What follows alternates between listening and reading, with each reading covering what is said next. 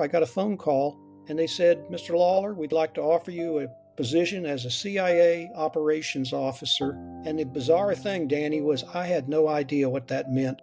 I mean, it didn't even, how many people have ever taken a job not knowing what's expected? But I did. I was so desperate to get out of Texas. And within a short order, after I started in February of 1980, I soon discovered what a CIA operations officer is expected to do. And to be quite blunt about it, I'm expected to manipulate people, exploit people, subvert people, suborn people, convince them to. Hey everyone, today I'm joined by James Lawler, a former CIA operations officer and human intelligence expert who helped take down the AQ-CAN nuclear network, train countless officers in spycraft, and now writes espionage novels based on his career. Welcome to the show. Thank you very much, Danny. Glad to be here. Absolutely. I've studied your background, but I want to let you walk me through that, especially for the listeners who might not know your story. Well, I was in the CIA as a case officer, also known as an operations officer, for 25 years. And after I've retired back in the year 2005, I've taught human intelligence tradecraft to CIA, FBI, DIA officers, and now I'm writing spy novels. So I guess once I dipped my toes into the espionage pool, I couldn't get out. Yeah, and I think you published three novels. That's correct. 3 novels. There's Living Lies, In the Twinkling of an Eye, and The Traitor's Tale, which is my latest. That was just published in February. And they're all available on Amazon. I'll leave the link to the books in the description if you're listening to this video. Could you give or share a few stories from your service in the CIA, things that you can share which are not classified, just to give an idea what you did? Absolutely. Backed into this business kind of by accident. I was in my last year of law school at the University of Texas Law School. And like anybody who's in their last year of college or graduate school, I was looking for a job. And the CIA came to campus trying to hire attorneys for our Office of General Counsel because the CIA, like any large organization, needs attorneys to either keep us out of trouble or, in the CIA's case, frequently to get us out of trouble. And so I went to this interview, and the gentleman and I talked for about 2 minutes, and then he suddenly said, Jim, have you ever thought of the clandestine service? Now, this was in 1976, and honestly, I mean, I'd heard of the CIA, but I had no idea what the clandestine service was. And I said, no. And he said, well, I can't tell you much about it because it's classified, but you'd be good at this. Well, I was intrigued by that, and I took the application home that night. And then I suddenly encountered reality, and that reality was that my mother-in-law, my wife's mother, was very ill, and there was no chance that we were going to be moving away from Texas to Washington, D.C., and then overseas, thousands of miles away. So I returned that application the very next day, and instead of going to the CIA as I dreamed about at that point, I instead went into a family-owned business, and it was lucrative. I made more money than I'd ever make again in my life. But it was not psychologically satisfying, not satisfying at all. And I became increasingly dissatisfied with it. And I came home almost every night complaining. And by this time, my wife's mother had sadly passed away. So we had nothing holding us into Houston, Texas, our hometown. And my wife suddenly said to me, Jim, either do something about this or stop your darn complaining. Stop belly aching. You don't have a right to complain if you're not willing to do something. So I'd kept Mr. Bill Wood's card, the guy who interviewed me, and I wrote him a letter and said, I think I'm ready for that opportunity you mentioned 3.5 years ago. And I got a phone call about 3 days later, and a young woman said, Mr. Wood received your letter. He was wondering if you could meet him at the Holiday Inn on the Gulf Freeway next Thursday at 3 o'clock and just be in the lobby. She never used the letter CIA, and that's all she said. It took about 20 seconds. I said, yes, ma'am, I'll be there. I went to the interview. He said, I'd like to fly you to Washington in a couple of weeks. And so I went and spent about 3 days with testing. 3 or 4 months later, they had me come back. More testing. This time I went through a polygraph test. Some people mistakenly think that's a lie detector test, but it's really not. It's a test that measures stress. And I got through all the tests, and a few weeks later, I got a phone call, and they said, Mr. Lawler, we'd like to offer you a position as a CIA operations officer. And the bizarre thing, Danny, was I had no idea what that meant. I mean, it didn't even, how many people have ever taken a job not knowing what's expected? But I did. I was so desperate to get out of Texas. And within a short order, after I started in February of 1980, I soon discovered what a CIA operations officer is expected to do. And to be quite blunt about it, I'm expected to manipulate people, exploit people, subvert people, suborn people, convince them to commit treason, to become traitors to their countries, and to literally betray a trust, and to give me the secrets to which they have access. And I found out that not only was I pretty darn good at it, but I enjoyed the hell out of it. And I did it for 25 years. And it's a learning thing. We do get training in it, but I honestly think that you're born with these kind of skills or you're not. And sometimes I'm asked, well, what makes a good CIA operations officer? And I've listed 10 things. I think the first thing is you have to have a lot of curiosity. And I'm just naturally curious. Like if I wasn't on this podcast with you, Danny, I'd probably ask you, well, what do you do? When did you get started in podcasting? What interests you in it? And I'm just interested in people. And then the second thing is a keen listening ability. You don't recruit people when you're talking. You recruit people when you're listening and finding out what makes them tick. And then another quality is extreme empathy, to know how they hurt, how they are stressed out. I never once recruited a happy person. You recruit unhappy people, people who are stressed and desperate. A fourth quality is patience, knowing that somebody may not be recruitable now, but within a few days they might be. And I learned that lesson actually on my first big recruitment approach that I'll talk about in just a moment. But first I'll go through a few more of these qualities. Another is persistence and being able to focus on somebody with kind of a laser-like focus. Then there's creativity. Then, as I've mentioned earlier, to be a careful observer of stressors in people's lives. I used to be a rock climber a long time ago, and sometimes I ask folks, if you're a rock climber, how do you climb rock? And what you're looking for are the cracks to put your fingers and toes in. And I use that same technique studying people, finding out what are the psychological cracks. What is it about that person that makes them vulnerable? Then there's another quality called ruthlessness, which sounds very harsh, but I mean that you don't fear failure. In fact, I tell my students, if you've never had a recruitment pitch turned down, you haven't pitched enough people. And you also have to realize, don't fear insulting the person. You just have to take that risk. Then there's also having a powerful or persuasive personality. And finally, a mystical term that I call the metaphysics, which is like an invisible neural link between the recruiter and the target.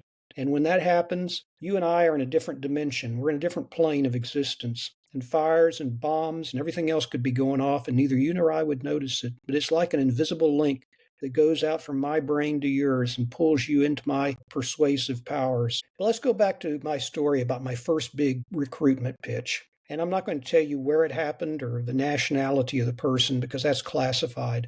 But I'd gotten a classified message from CIA headquarters asking everybody in the CIA who was abroad to focus on people from a particular country with a very good description of the kind of access they had, and to focus on these people because we were going to go into a series of high-level national security negotiations concerning a certain treaty within the next year. And the CIA had absolutely no sources on the other side to give us a peek at their cards, to tell us what is their demands, what are their positions, their negotiating positions. As luck would have it, I had met someone who had exactly that access from that particular country just a few weeks earlier. And so I commenced what we call the developmental stage. That's where you're building the friendship, the trust between you and the target, and trying to determine what is it that this person needs? What is it upsetting in their life that they need from me? And I'll be honest with you, Danny, I couldn't see anything. And I thought naively that I could recruit this gentleman based solely on our friendship and my powers of persuasion. And that's incredibly naive because what I'm asking that person to do is to commit treason, to become a spy for the United States. And yet I thought I could do this. And I proposed that to CIA headquarters, and they obviously were desperate because they approved my proposal. So I took this guy to dinner and I pitched him. I told him, I said, if you could provide me this confidential classified information on your country's negotiating positions, I could offer you the following as a consulting fee. And I named a figure of money that I would be willing to pay him as a consulting fee, in quotes, consulting fee, for the ability to look and see what their positions are. And my friend looked at me and he says, Jim, look, you and I are friends, but what you're proposing, that's morally wrong. Well, I've pitched maybe 60 people in my career. He's the only person that ever posed a moral objection. Why do you think most people would object? Do you know, Danny? Why would most people object? In this situation, Just in any situation. I just propose that you become a spy for the United States. Why would you, what? I'd be afraid There you that. go. Fear. Exactly right. I had one guy I pitched and he said, Jim, they hang people in my country for doing this. He's right. They would. Of course, then he surprised me when he said, could I have a rain check on your offer? And I said, what do you mean? He said, well, my son's only 3 years old. 15 years, he'll be university age, and then I might need you. And I can tell you what, he came to the United States 15 years later, and we cashed in that rain check because he needed us then. But to go back to my first big pitch, I've just been turned down. The guy has said, look, I can't do that. I'm not going to do that.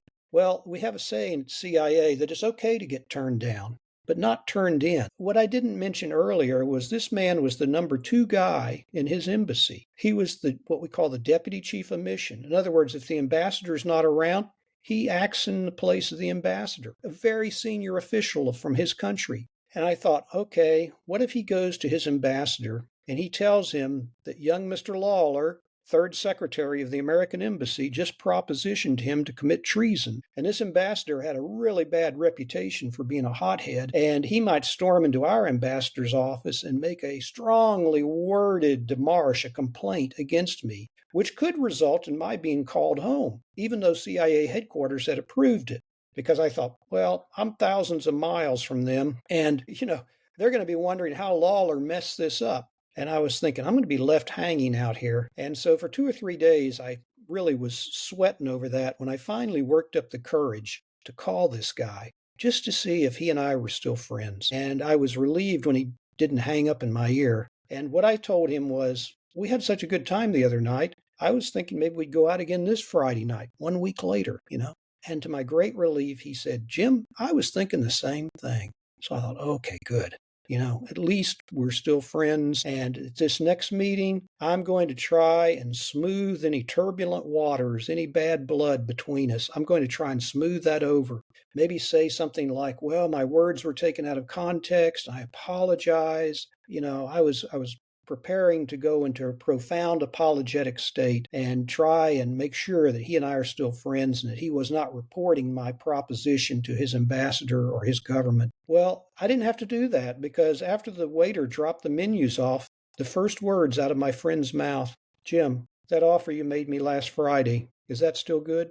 And I said, yeah, of course it is. I made that because we're friends. And he says, well, what you don't know is 2 days after our dinner last week, my wife announced that she wants a divorce, and I can't pay her the alimony to which she's entitled and put my 2 high school age boys in private schools next summer when we go home. And they won't get a good education unless they go to a private school. But I can't do that unless I accept your offer, even though I know it's morally wrong. Well, they teach us in law school that if the judge rules in your favor, shut up and get out of court quickly. And so we shook on it. And then I found out, Danny, that it's seldom a single thing that causes somebody to commit espionage, to participate in a scheme with me, to become my spy. Usually it's a whole mosaic of motivations. Yeah, he was desperate financially because of his wife, and the divorce. In fact, divorce is probably one of the most financially and emotionally tumultuous times in anybody's life. He loved his sons. He wanted them to get a better education. But I found out what was really, in a sense, bothering him the most. And that's when he handed me a stack of classified material from his embassy. And he said, Jim, let me tell you why I'm doing this. I hate my ambassador. He grabs all the credit for everything I do and everybody else in the embassy, what they do. And he goes around this country bragging about what a great guy he is. And he says, as I hand you this classified material, it's as if I'm kicking the son of a bitch in the face. I took it from him and I said, we're on the same team now. Let's kick this son of a bitch again. Bring me some more of that. Anyways, and he was quite an effective spy. And it all came back to the fact that he was able to rationalize what he was doing because he had been betrayed first. His ambassador had betrayed him, had mistreated him. And revenge is one of the purest motivations for espionage. That's how people can psychologically, basically handle that, because they feel like, well, I'm not the one who's the traitor. They betrayed me. And boy, was he good. We had to put him through a polygraph test, mainly because we were wanting to make sure that his change of mind, his change of heart, that he wasn't really a double agent. And even though he was giving me extremely highly classified material, we wanted to be sure that he was legitimate, working only for us. And he was going to be handled when he went home the next summer by a colleague of mine. We call them a NOC, an NOC, non-official cover officer, meaning they have no diplomatic protection. They pose as business people, and yet they're truly CIA officers under deep cover. Well, we wanted to make sure that this guy was legitimate, so we had a polygraph operator come in, and we were going to ask my friend 3 very simple questions. Number 1, have you told anybody about your secret relationship with CIA? Yes or no? Number 2, are you working for any secret intelligence organization other than CIA? Again, very simple. Yes or no? And number 3, did someone direct you to volunteer to Mr. Lawler at that last dinner meeting? And again, very simple. Well, that's what the polygraph operator is supposed to ask, and he's supposed to stick to those questions. But I had a young, naive, inexperienced polygraph operator who probably had never been overseas before. And the first question out of this polygraph operator's mouth was, golly gee, why are you doing this? And I thought, oh, here we go. This is going to be a moral epiphany. But to my amazement, my friend, he laughed and he said, because I think this is going to be a lot of fun. He was a thrill seeker and looking for a way to become a James Bond-like spy. So he had a whole lot of motivations as to why he was doing it. And he ended up being one of our best sources. In fact, virtually our only source in these negotiations. And he not only would tell us their negotiating positions, but all of their fallback positions, meaning if you were going to try and buy a car or buy a house, wouldn't you like to know the bottom dollar you could offer the seller before they walked away? Absolutely. And it was estimated that he saved the United States tens of billions of dollars because of what he could tell us. And so that was one of my first lessons in espionage, is the very, very thick layers of motivation that causes people to do this. Do you think you got lucky with that guy, that he turned out to go through the divorce and all of the others? You're right. You're right, Danny. Yeah, it was lucky in a sense that, but if I had not pitched him at that first meeting, he would not have volunteered at the next meeting, even after he was going through. I don't think he would have said, "Oh, Jim, by the way, I'm going through a divorce and I want to become your spy." No, no, but you're right. I was there at the right time and the right moment. Now, sometimes people ask me, what was the longest it ever took you to recruit someone? Well, my answer is one time it took me 10 years. When I first met a young man from this particular country, he and I became friends. I just cold called him at his embassy and asked him if he would like to go out to lunch with me, and we did. We clicked together. It was good. Turns out we have a common sport. We were both long distance runners, and so we'd go running on Saturdays. But I never saw anything that would cause me to think that he was vulnerable to a recruitment pitch. He was single. His ethnic group was the one that was ruling his country at the time. Happy go lucky, just a nice guy with no real stress in his life. And he and I became very close. He became close to my family. And then I moved away to another country, and he contacted me and said that he was going to marry a woman from this particular country we'd been posted in, and asked me if I would be his best man. I mean, that's how close I would get to these people, very, very close relationship. And I said I'd be honored to do that. And the night of the rehearsal dinner, I kind of intimated that if he was ever in trouble, that he should feel free to contact me. And I had special connections in Washington and I could help him out. Well, life went on. I went on to another post. He went on to a third world country. And in this third world country, his wife was homesick and increasingly miserable, and they had a child, but she was dissatisfied. And so she suddenly told him she was going to divorce him and take that child back to her home country. So suddenly his life is in chaos. His personal life is in chaos with the divorce. He gets posted back to his home country, and in the time that he has been gone, from his home country. The regime has changed, and his ethnic group is no longer on top.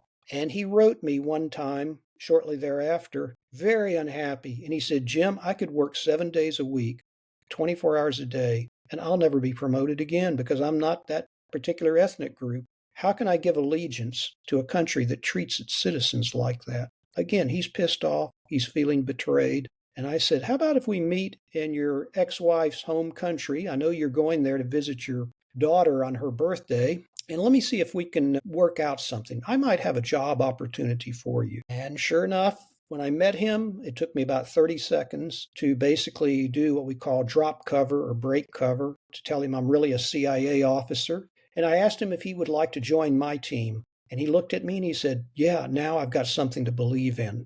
And he worked for us for 5 or 6 years, including during 9/11. He told me that he was at his foreign ministry and he was watching as the Twin Towers were collapsing in New York. And he became very emotional. I mean, he was basically crying. And his colleagues asked him why in the world he was so emotionally involved when, there weren't any people from his country that were dying in those towers. It was all these Americans. And he told me later, he said, Jim, what they didn't know is now I'm part of your team. So they transfer their allegiance often to the United States, to the CIA. And so he was part of my team. He went on to help us out on a number of occasions. And finally, he retired from working for us and he found his own business. And it's been very successful. And he says his only regret is that he doesn't have a picture of me with the caption, Our Founder. It's a very nice story. Going back to the way you were recruited, you said that they got back to you pretty quickly in that initial interview in Texas. And you also explained these 10 traits that you have to have or to be born with to be a successful CIA officer. How did they figure out so quickly that you would be a good fit? That's a great question, Danny. Well, okay, the man that interviewed me at the University of Texas Law School, he was also a case officer. And the old saying about it takes one to know one. And I think I know when I meet somebody, if they've got strong, what we call interpersonal skills, communication skills, and you sense that there's someone who you can trust, because trust is the foundation of any relationship, but especially with a sensitive relationship like espionage. And I think he could sense that I could communicate well, that I was articulate, that I was trustworthy, and that, I expressed myself well. And so I think that was a big thing. It wasn't just academics. I mean, you can get people who are extremely smart, but they can't communicate or they can't empathize with somebody else. Maybe they're too concerned with themselves. People sometimes ask me how often I had to defend my cover. My cover was I was a State Department officer, a part of the embassy. And I said, I rarely, if ever, had to defend my cover because most people really aren't interested in me. They're interested in themselves. And so therefore our interests converge because I'm interested in them too. And people just love it when you're interested in them and they can talk all about themselves and you're asking good questions and they feel like, this is wonderful. It's like being on a psychologist or psychiatrist's couch and they can talk all about themselves. I had one asset. She once remarked, she said, Jim, when you're talking to me and I'm listening, it's like my brain is in a warm waterbed because I relax people. My voice is fairly smooth, fairly, mellow. I'm not judgmental. If you tell me you've got a problem, I'm not going to condemn you. In fact, I'll listen to you. And people want to be listened to and they want somebody who's sympathetic. And I'm sympathetic. And I try and get inside their head. To recruit you, I need to find out what makes you tick. Why are you hurting? How can I stop the hurt? Got it. Makes sense. And to finish the podcast, I'd like to go back to your novels and to your writing. Just curious, why and how did you end up being a writer? And you said that once you entered this world, you never seemed to leave it. Was it something that you missed or why did you do it? Yes, I still miss it. And I think this is a substitute. I can no longer run operations. I don't really go out. I don't recruit people. But what I can do is I can write stories like I've written these 3 books where I can act vicariously through my characters. All of my characters, or at least the lead characters, are at least kind of a version of me, and they're out running intelligence operations. So I get that thrill of running an intelligence operation through the fiction that I write. And for one thing, it's good for the mental neurons to just keep firing. It sparks that creative urge that we have. When I was a long distance runner, I used to get the mental endorphins. You get that runner's high. Well, I get a writer's high. If I wrote something, I thought, that's not too bad. And if somebody tells me after they've read one of my books how much they enjoyed it, that is such a high. I call that a psychological dividend, that somebody read my book and they read it and they couldn't put it down. I had a woman last week tell me, Jim, I typically go to bed at a certain hour, but she stayed up 3 extra hours just to finish my book. And I thought, well, that's a compliment. I like the fact that somehow I got her so interested in it she couldn't go to sleep. A large portion of these books are really about some operations I did, but I've fictionalized them, and so they're thinly disguised. I have to submit everything, by the way, to the CIA for their clearance because they want to make sure that I didn't either intentionally or unintentionally include something that's classified. Anyways, I submit it to them, and if they've got a problem with something, then I just take it out. Yeah, makes sense. Thank you for joining today, sir. Great stories, great storytelling. A lot to learn from you, and I am very honored to have this opportunity today. Danny, it's been a real pleasure, and you asked some great questions. Thank you for letting me be on your program. Thank you.